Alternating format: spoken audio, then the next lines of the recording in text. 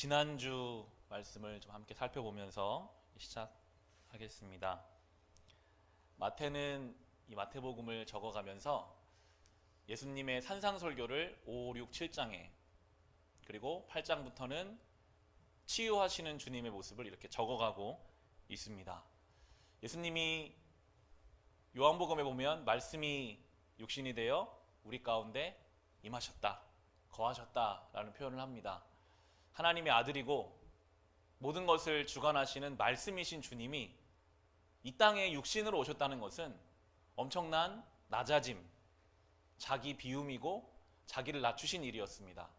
이 마태복음의 예수님의 가신 길이 똑같습니다. 예수님이 그냥 산 위에서 설교하시고 많은 사람들에게 세상이 듣지 못한 하나님의 진리를 선포해도 충분하셨을 텐데, 산상설교를 마치신 주님께서는 산 밑으로 내려오셔서 가장 먼저 만난 사람이 나병 환자였습니다. 살이 썩어 들어가는 저주받은 인생. 가족들도 같이 안 살아요. 나병 환자는 동네에 못 삽니다. 저 멀리 떨어져서 아무도 챙기지 않는 그 인생을 만나시고 그 환부에 주님이 손을 대셔서 깨끗하게 하십니다. 이것이 예수 그리스도가 이 땅에 말씀이 육신이 되어 우리 가운데 거하신 것을 예수님이 보여주고 계시는 것입니다. 우리가 문둥병자, 우리가 나병 환자와 같은 상태입니다. 우리 영혼이 우리 스스로 치유가 안 돼요. 우리가 예수 만나기 전에는 어떠한 관계도 건강할 수가 없고, 가족 안에 있으나 가족과 함께 될 수 없는 예수님이 우리를 찾아와 주셔서 우리의 그 더럽고 추한 영혼에 손을 대주시고 우리를 고쳐주시는 그 예수 그리스도의 모습을 마태복음을 통해서 함께 살펴보고 있습니다. 그런데 이 말씀이시고 사랑이신 예수 그리스도를 한 배에 태웠던 제자들이 건너편으로 건너가다가 예상하지 않은 풍랑이 오니까요, 두려워 떨고 어찌할 줄을 모릅니다. 주무시던 주님이 깨셔서 왜 무서워하느냐? 이 믿음이 적은 사람들아 라고 이야기하세요. 풍랑의 문제, 지금 눈앞에 보이는 이 문제를 뭐라고 하시는 것이 아니라 이것은 믿음의 문제다. 믿음의 문제라고 그것을 가져오라고 하세요. 세상에 우리가 만나는 수많은 인생의 여러 모양의 파도들이 있을 텐데 그때마다 그 문제를 바라보지 말고 믿음의 문제인 줄을 믿고 어떻게 내가 이것을 믿음으로 주님과 함께 이겨낼 것인가, 그렇게 가는 것이 주님을 인생의 배에 태우고 가는 성도의 삶인 것을 또한 지난 말씀을 통해서 우리가 함께 살펴볼 수 있었습니다. 새벽에 에스겔서를 묵상하는데요, 주님은 전능하신 분이심을 계속 말해요. 믿지 않는 사람들도 주님이 다 주관하시는 주님이시라고.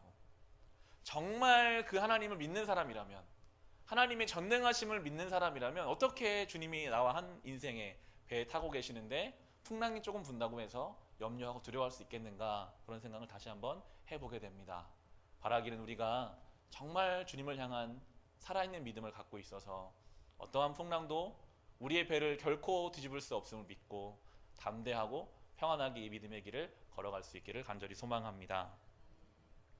오늘 본문에서 이제 건너편으로 다시 건너가신 주님이 나옵니다. 28절 보시면 예수께서 건너편 가다라 사람들의 지역에 가셨을 때에 귀신 들린 사람 둘이 무덤에서 나오다가 예수와 마주쳤다.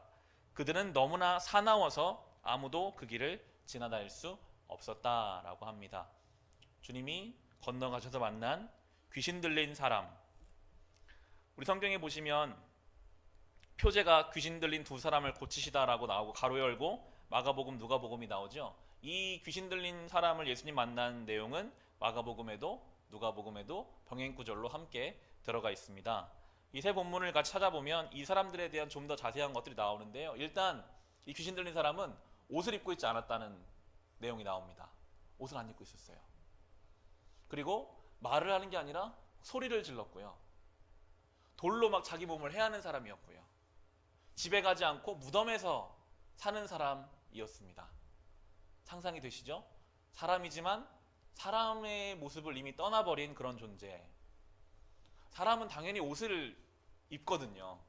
그 원시 시대에도 항상 중요한 부분은 가리는 게 사람의 모습이었고요, 항상 집에 소속돼서 집에 돌아가기를 원하고요, 사람은 대화를 하는데 오늘 만나는 이 사람은 사람이지만 사람이 아닌 너무나 치우쳐버린 비정상적인 모습을 보이는 이 사람. 왜 이 한 인생이 이렇게까지 망가졌을까요? 처음에는 그러지 않았을 텐데 왜 이 인생이 이렇게 망가졌을까요? 성경은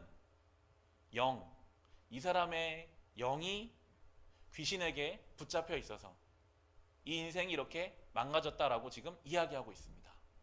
질병이 아니고요, 육신의 문제가 아니고요, 영이 귀신에 붙잡혀 버려서 모든 것이 비정상으로 흘러가 버리고 말았다라고 지금 우리에게 이야기해 주고 있습니다. 우리의 삶을, 우리의 인생을 구성하는 육체와 영이 있는데 이 영의 문제, 영이 흐려지고 영이 건강하지 못할 때 그 인생은 비정상으로 가버리게 돼요.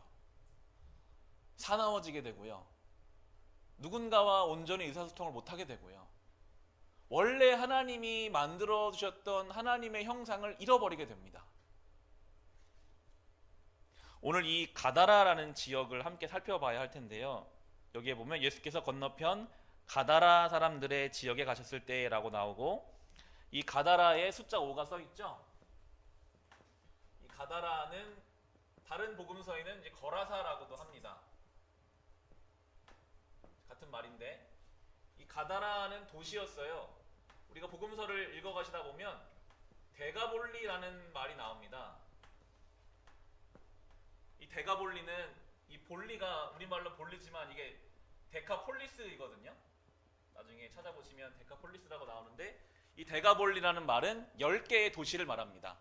데가볼리가 10개의 도시의 연합체가 데가볼리인데, 그 10개의 도시 중에 하나가 바로 이 가다라라는 도시였습니다.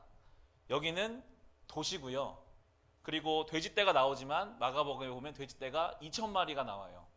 지금도 돼지떼 2,000마리는 큰 규모거든요. 그런데 이 가다라라는 지역에 돼지떼 2,000마리를 사육하고 그것을 유통할 수 있을 만큼의 사람들이 모여 있을 정도로 봤을 때 이 가다라라는 지역은 도시화가 어느 정도 되어 있고 경제적으로 풍요로운 곳, 사람들이 많이 모여 사는 곳, 유통이 돼지 2,000마리가 돌아갈 정도의 규모가 있는 곳이라고 생각해 볼 수가 있습니다. 이 지역. 그리고 돼지가 키워지는 걸로 보았을 때는 유대 사람들은 돼지를 부정한 짐승으로, 성경에서 돼지는 부정한 짐승이거든요. 돼지를 키우는 걸로 보았을 때 이방인들이 주로 살았던 도시라고 생각해 볼 수 있습니다.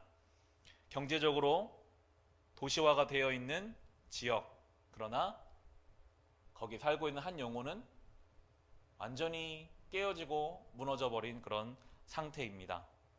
우리가 그럴 수 있습니다.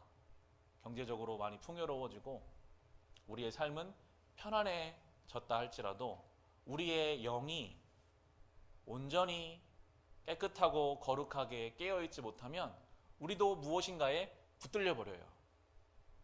염려에 붙들리기도 하고요, 다른 사람의 시선이나 돈이나 수많은 것들에 붙잡혀 버려서 오늘 이 사람처럼, 지금 이 사람은 아주 극단적으로 가 있지만 우리의 영이 건강하지 못할 때 우리도 어느 한 부분이 정상적이지를 못할 수가 있어요. 사나워지기도 하고요, 누군가와 대화가 잘 안 되고요, 가족 안에서도 자꾸만 어울리지 못하는 일들이 우리의 영이 건강하지 못할 때 발생할 수 있음을 성경을 통해서 우리는 알 수가 있습니다. 특별히 이 지역의 영적인 상태가 얼마나 어두웠는지 돼지를 통해서 알 수 있는데, 우리가 잘 알고 있는 탕자의 비유를 생각해 보시면 그 둘째 아들이 아버지의 집을 떠나서 돈을 다 탕진하고 나서 그 인생의 가장 밑바닥에 갔던 곳이 바로 돼지를 치는 자리였습니다. 성경은 돼지를 치는 그 자리가 영적으로 가장 밑바닥, 가장 어두웠던 곳으로 그렇게 설명합니다. 여기서 말하는 이 돼지떼를 볼 때에도 이 도시가, 이 가다라라는 도시가 한 영혼이 그렇게 무엇인가에 붙잡힐 만큼 영적으로 흐릿한 곳이었음을 우리에게 설명해 줍니다. 그런데 참 놀랍게도 이 한 인생을 붙잡아 놓은 이 귀신이 예수님을 알아봐요. 29절 보시면 그 안에 있는 귀신들이 예수님께 이렇게 말합니다. 그런데 그들이 외쳐 말하였다. 하나님의 아들이여 당신이 우리와 무슨 상관이 있습니까? 때가 되기도 전에 우리를 괴롭히려고 여기에 오셨습니까? 라고 그 안에 있는 더러운 영인 귀신이 예수님을 알아봅니다. 하나님의 아들이여. 다른 사람들은 예수님이 하나님의 아들인 것을 잘 모르는데 귀신은 먼저 알아보고요. 때가 되기도 전에 결국 저분이 무엇인가를 이룰 것까지도 다 알고 있어요. 귀신은 예수님과 영적인 것을 알아보고 그래서 우리로 거기에 못 가게 이렇게 어떻게든지 우리로 주님께 떨어지게 하려고 하는 것을 또한 알 수 있는데, 주님은 32절에 보시면 예수께서 가라 하고 명령하시니 귀신들이 나와서 돼지들 속으로 들어갔다. 그 돼지떼가 모두 바다 쪽으로 비탈을 내리 달아서 물속에 빠져 죽었다라고 나옵니다. 예수님이 가라 하시면 그 한 영혼을 붙잡고 있던 더러운 영이 떠날 수밖에 없습니다. 예수님이 가라 하시면 우리의 영을 붙잡고 있는 더럽고 추한 모든 것들이 다 떠나가는 것입니다. 이것이 예수님 말씀의 능력입니다. 우리가 왜 주의 말씀 앞에 나와야 하는가? 우리 안에 우리도 모르는 새에 우리의 영을 붙잡고 있는 모든 더럽고 추한 것들이 주님이 가라고 하시면, 그 말씀 앞에 우리가 서 있으면 모든 것이 다 떠나가고 우리가 다시 건강하고 정상적이고 온전하게 하나님의 형상을 회복할 수 있음을 성경이 우리에게 말씀해 주십니다. 그 한 인생이 예수의 말씀 앞에 회복을 경험해서 돼지떼 2,000마리가 다 죽는 광경이 온 동네에 퍼졌어요. 그러자 그 동네의 사람들의 반응이 34절인데요. 온 읍내 사람들이 예수를 만나러 나왔다. 그들은 예수를 보고 자기네 지역을 떠나달라고 간청하였다라고 나옵니다.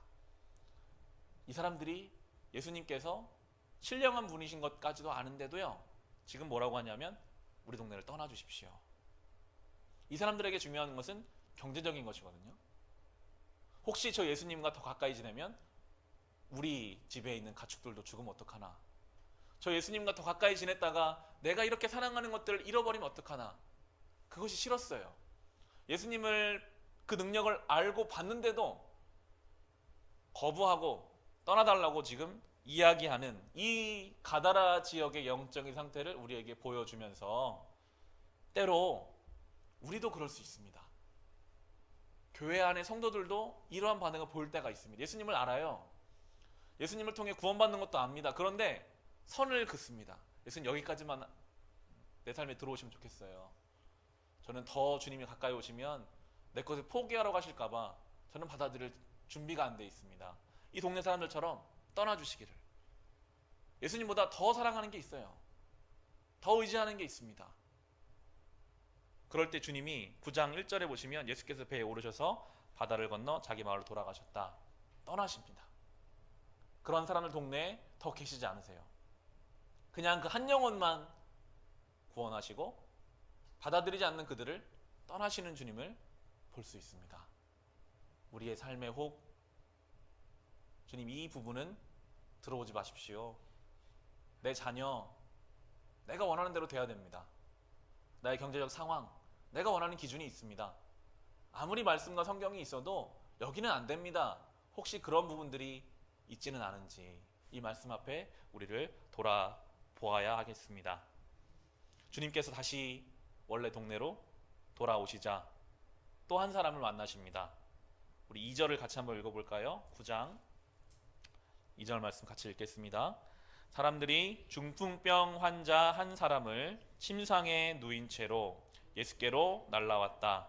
예수께서 그들의 믿음을 보시고 중풍병 환자에게 말씀하셨다. 기운을 내라 아이야, 내 죄가 용서받았다. 라고 이 중풍병 환자를 만난 내용, 마찬가지로 이 내용도 마가복음과 누가복음의 병행 구절로 나옵니다. 우리에게 더 익숙한 것은 이 중풍병 환자가 예수님 만나러 올 때 그 집이 사람으로 가득 차 있어서 이 사람을 예수님께 데려갈 수가 없는 거예요. 여기 마태복음에 나오지 않지만 마가복음에 나옵니다. 그래서 이 친구들이 이 환자를 지붕으로 데리고 올라가서 지붕을 걷어낸 다음에 그 사람을 내려가지고 예수님을 만나는, 그 노력하는 장면이 나옵니다. 본문을 보시면 예수께서 그들의 믿음을 보시고 라는 표현이 있습니다. 중풍병 환자의 믿음을 보신 것이 아니라 그들을 중풍병 환자를 예수님께로 들쳐매고 지붕을 걷어내서라도 예수님께만 가면 이 불쌍한 이 친구가 구원을 얻을 수 있겠다라는 그 믿음을 가진 사람들의 그 믿음을 보시고 그를 고쳐주시거든요. 이 복음서에 이런 내용들이 나와요. 지난주에 살펴보았던 백부장의 믿음, 백부장의 하인을 위해서 백부장이 가서 구했더니 그 하인이 낫거든요. 어떤 다른 사람의 믿음을 통해서 또 다른 누군가가 예수님을 만나고 생명을 얻는 일들이 나옵니다. 이것은 우리를 향한 말씀이기도 합니다. 우리도요, 우리 주변에 스스로 주님께 나올 만한 준비가 안 된 사람들이 있다면, 스스로 나올 만한 영적인 상태가 안 되는 사람들이 있다면 우리가 이 친구들의 마음으로 그를 들쳐업고라도 주님께로 나와야 합니다. 어떻게 우리가 그렇게 할 수 있을까요? 기도하는 것입니다. 우리는 기도의 자리에서 나에게 허락해 주신 그 한 사람을 위해서 마치 중풍병 환자를 지붕으로 들쳐업고 갔던 그 마음으로 우리가 간절히 눈물로 그를 위해 기도하며 하나님 앞에 구해야 합니다. 하나님, 저 인생을 불쌍히 여겨주십시오.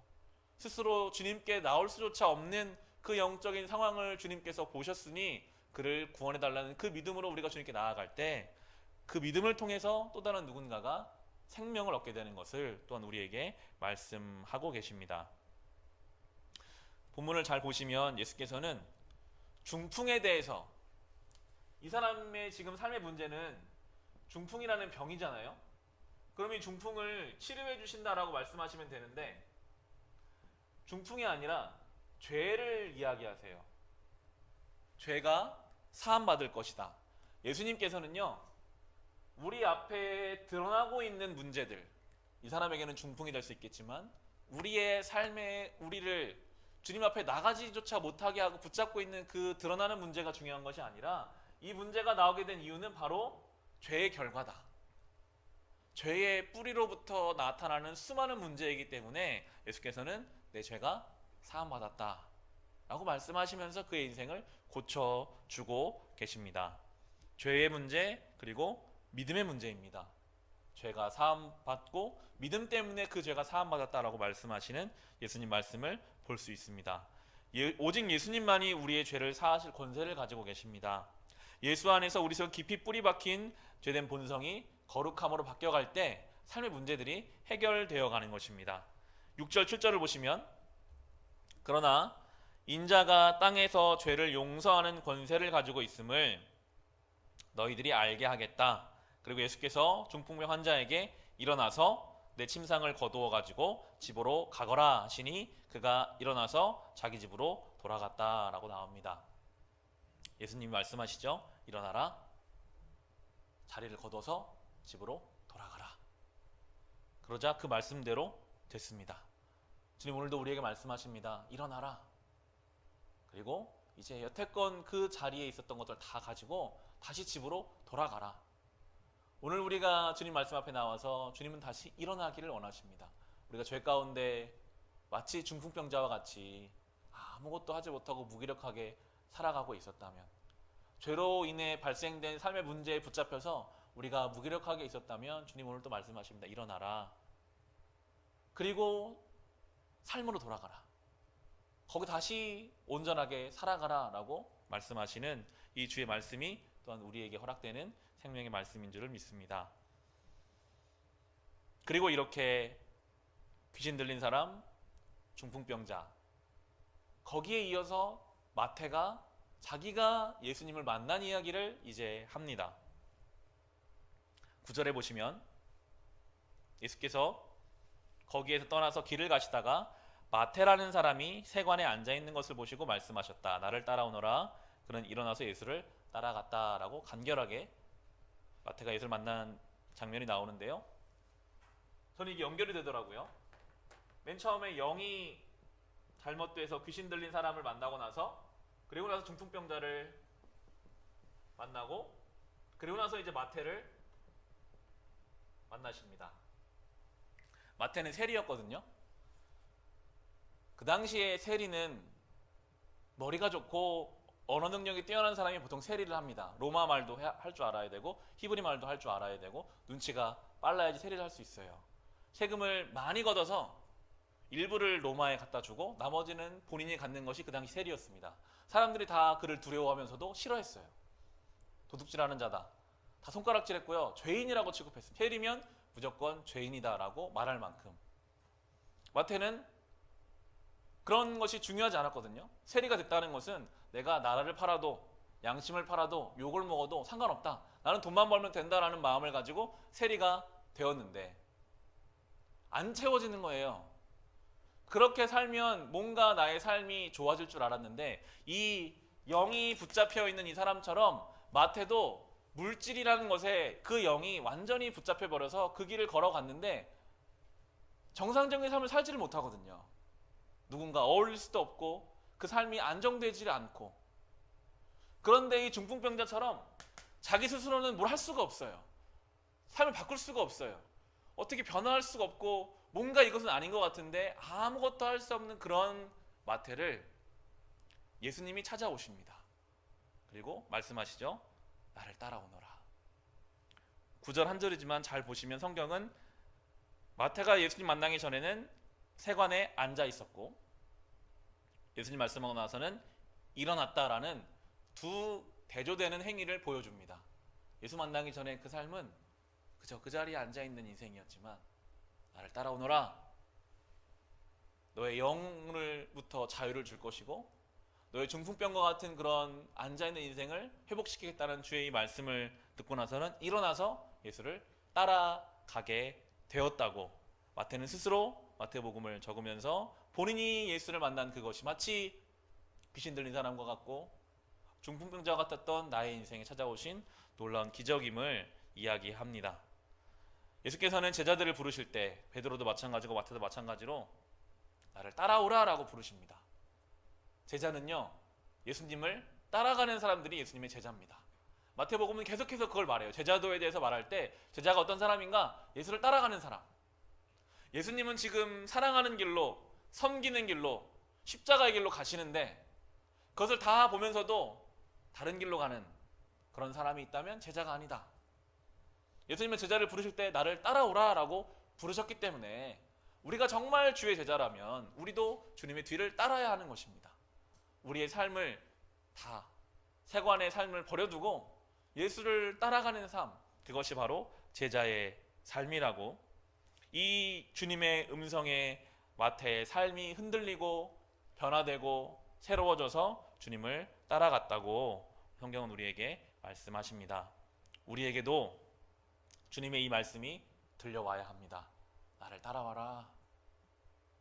사랑하는 삶으로 나를 따라와라. 예수님이 우리를 위해서 조건 없이 사랑하셨잖아요. 그런 사랑으로 따라와라. 감사하는 삶으로 아버지의 말씀을 붙잡는 삶으로 따라오라 라는 이 말씀을 우리가 듣고 우리도 마태와 같이 자리를 박차고 일어나서 주님을 따라가야 하겠습니다. 이제 예수께서 10절, 11절, 12, 13절 보시면 그 세리들과 식사하시는 내용이 나오는데요. 같이 한번 읽어볼까요? 10절부터 13절까지입니다. 예수께서 집에서 음식을 드시는데 많은 세리와 죄인이 와서 예수와 그 제자들과 자리를 같이 하였다. 바리새파 사람들이 이것을 보고 예수의 제자들에게 말하였다. 어찌하여 당신의 선생은 세리와 죄인과 어울려서 음식을 드시오? 예수께서 그 말을 들으시고서 말씀하셨다. 건강한 사람에게는 의사가 필요하지 않으나 병든 사람에게는 필요하다. 너희는 가서 내가 바라는 것은 자비요 희생제물이 아니다 하신 말씀이 무슨 뜻인지 배워라. 나는 의인을 부르러 온 것이 아니라 죄인을 부르러 왔다고 말씀하고 계십니다. 왜 당신은 저 죄인들과 어울리시오? 그 자리는 부정한 자리가 아닙니까? 이 당시에 사람들은 하나님의 관심이 어디인지를 몰랐습니다. 이 땅에 오신 하나님의 아들이신 예수께서는 죄인을 위해서 오셨는데 이 바리새인들은 저들은 죄인인데 왜 저들과 함께 있느냐라고 오히려 반문하고 있습니다. 그런 말을 하는 자기들이 죄인인지를 몰라요. 예수님 말씀하시죠. 나는 죄인들을 위해서 왔다. 나는 병든 자를 위해서 왔다. 얼마나 이 말씀이 감사한 말씀인지 모릅니다. 만약에 예수님이 죄인들을 위해서 오지 않으셨다면 저는 그런 생각을 자주 해보거든요. 늘 저 예배당 앞에 천사가 지키고 있어서 조금이라도 죄를 지은 사람이 하나님께 들어오는 것을 막았다면, 당신은 죄가 있어서 주님께 올 수 없습니다 라고 막는다면 누가 와서 주님 앞에 예배를 드릴 수 있을까요? 우리의 죄를 너무 잘 아시는데요, 그런데 우리를 주님 전에 오도록 하세요. 막지 않으세요. 넌 죄 때문에 안 돼. 그렇게 하지 않으시고, 우리가 어제까지 여기에 오기 전까지도 하나님 앞에 범죄한 자였다 할지라도 주님이 죄인을 위해서 오셨기 때문에 우리를 주님 전에 부르시고 우리를 고치시고 회복시키셔서 주님의 일을 이루시는 이 놀라운 은혜를 우리는 찬송할 수밖에 없는 것입니다. 그런 은혜를 모르는 이들은 이 14절에 나오는 것처럼 이번에는 세례 요한의 제자들이 예수님께 이렇게 묻습니다. 그때에 요한의 제자들이 예수께 와서 물었다. 우리와 바리새파 사람들은 자주 금식을 하는데 왜 선생님의 제자들은 금식을 하지 않습니까? 그 당시에 바리새파 사람들은 일주일에 2번씩 금식했거든요. 왜 우리는 이렇게 경건하게 금식도 하는데 예수님의 제자는 금식을 안 합니까? 진정한 경건은요, 이런 말을 할 수가 없습니다. 진정으로 경건한 사람은 점점 더 주님 앞에 가까이 가고 신앙이 건강해질수록 겸손해지거든요. 점점 더 주님께 가까이 나아갈수록 내가 얼마나 죄인인지를 더 많이 깨달아요. 진정한 경건은 나의 죄가 큼을 볼 수밖에 없어서 다른 사람한테 이런 말을 할 수가 없습니다. 지금 이 사람들은 자기 의가 차 있습니다. 우리말로 바꾸면요, 나는 새벽 기도를 이렇게 빠지지 않고 하고, 나는 수요 예배를 잘 지키고, 나는 종교생활, 헌금이라든지 모든 것을 이렇게 열심으로 하는데 왜 저 성도는, 왜 저 사람은 그렇게 안 할까? 이 바리새인들은 지금 그것을 묻고 있는 것입니다. 교회 안에 그러한 문제로 인해서 많은 어려움들이 생겨납니다. 진짜 경건이 아니에요. 정말 하나님 앞에 경건한 사람은 그런 말 할 수가 없거든요. 내가 얼마나 죄인인지를 날마다 주님 앞에 가면 알고, 야, 하나님의 은혜가 크다. 죄인을 위해서 오신 주님을 보면 볼수록 우리는 품어주는 것이고 함께 가는 것이고 감사한 것이지 지적하고 따질 수가 없는데도 오늘 그렇게 말하는 이들에게 주님께서는 지금은 금식할 때가 아니다. 지금은 신랑과 함께 있고 나중에 십자가 사건이 지나고 나서 그런 때가 올 것이다 라고 설명해 주시고요. 이 17절을 보시면 새 포도주를 낡은 가죽 부대에 담는 사람은 없다. 그렇게 하면 가죽 부대가 터져서 포도주는 쏟아지고 가죽 부대는 못 쓰게 된다. 새 포도주는 새 가죽 부대에 담아야 둘 다 보존된다 라고 비유의 말씀으로 가르치십니다. 예수님이 새 포도주거든요. 예수의 복음이 새 포도주입니다. 그 전까지는, 예수님께서 오시기 전까지는요, 사람의 의로 율법을 지키려고 노력했고 사람의 능력으로 하나님 앞에 경건하게 살려고 노력하는 사람들, 이 바리새파, 금식하고 자기 힘으로 뭔가 하려고 하는 그런 모습들이 있었지만 예수 십자가 이후로는 우리는 우리 의가 아니라 우리를 위해 죽으신 예수님의 보혈에 의지함으로 신앙의 길을 걷습니다. 완전히 반대예요. 내가 도를 찾고 내가 수양해서 뭔가 하는 것이 아니라 주님께 의지해서 그 복음의 능력으로 우리가 주님께 나아가는 것. 새 포도주, 이 복음의 능력을 우리 안에 담으려면, 그 당시에 새 포도주는 헌 가죽 부대에 담으면 이 산성 농도가 달라가지고 가죽 부대가 터져버렸대요. 이 새 포도주를 온전하게 담으려면 새 가죽 부대를 바꿔야 됩니다. 복음이 우리 안에 온전히 자리를 잡으려면 우리가 새 가죽 부대가 돼야 합니다. 이전까지 있었던 우리의 습관이라든지 하나님 앞에 온전하지 않은 것들을 다 새 것으로 바꿔서 예수의 복음이 우리 안에 온전히 자리 잡을 수 있도록 그렇게 하라고 오늘 예수께서는 말씀해주고 계십니다. 이렇게 그들과 함께 대화하고 있는 중에 한 사람이 예수님 무릎 앞에 엎드리는 내용이 18절에 나오거든요. 우리 18절을 같이 한번 읽어보겠습니다. 예수께서 이 말씀을 하실 때에 지도자 한 사람이 와서 예수께 무릎을 꿇고 말하였다. 내 딸이 방금 죽었습니다. 그러나 오셔서 그 아이에게 손을 얹어 주십시오. 그러면 살아날 것입니다. 라고 한 사람이 다급하게 와서 무릎을 꿇습니다. 마태복음에는 지도자 한 사람이라고 나왔지만 다른 병행 구절에 보면 회당장 야이로라고 직업과 이름이 나옵니다. 회당장이라고 하면요, 동네에서 명망 있는 사람입니다. 사람들에게 존경받는 사람이에요. 그리고 회당장이라고 하면 분명히 30대였던 예수님보다도 나이가 더 많았을 것입니다. 어느 정도 동네에서 인지도도 있고 나이도 있는 이 사람이 지금 예수님 앞에 무릎을 꿇고 간청하고 있습니다. 지금 내 딸이 죽었습니다. 오셔서 기도 좀 한번 해주시면 혹시 내 딸 살지 않을까요? 그런 생각을 해봅니다. 이 회당장 야이로의 딸이 만약에 건강했더라면 이 야이로가 예수님께 나왔을까요? 예수님께 나왔다 할지라도 이렇게 간절하게 무릎을 꿇었을까요? 그러지 않았을 겁니다. 그의 삶에 너무나도 아프고 어려운 눈물 나는 일이 있었기 때문에 오늘 주님 앞에 나옵니다. 자기의 나이, 자기의 직업, 상황 그런 거 상관없이 간절하게 주님께 엎드릴 수밖에 없는 삶의 아픔이 주님 앞에 나오게 하는 것입니다. 때로 그렇더라고요. 주님 앞에 우리를 간절하게 나오게 하는 것은 우리의 삶의 문제와 어려움이에요. 믿는 우리는 우리의 삶에 찾아오는 그 어려움을 이것이 기도하라는 뜻이구나, 이것이 하나님 앞에 간절히 무릎 꿇으라는 뜻이구나라고 받아들이고 그렇게 때로 주님 앞에 나아가야 하는 것입니다. 처음에 교회를 개척했을 때 새벽 예배 혼자 드린 적도 꽤 있었거든요. 그때 생각하면 정말 간절히 기도했던 것 같아요. 하나님, 같이 예배드릴, 같이 섬길 성도들을 보내주십시오라고 간절하게 기도했던 때를 오늘 이 말씀을 준비하면서 생각하게 되더라고요. 모르셨죠? 기도의 열매로 여기 오신 겁니다. 얼마나 간절하게 기도했던지 이 생각을 해보게 됩니다. 그렇게 간절히 주님 앞에 엎드려서 주님이 그 마음을 보시고 이제 그 집으로 가는 와중에 혈루증 앓는 여인 이야기가 같이 나옵니다. 12해 동안 혈루증, 자꾸 피가 쏟아져서, 그 당시 혈루증은 사람들이 부정하게 여겼거든요.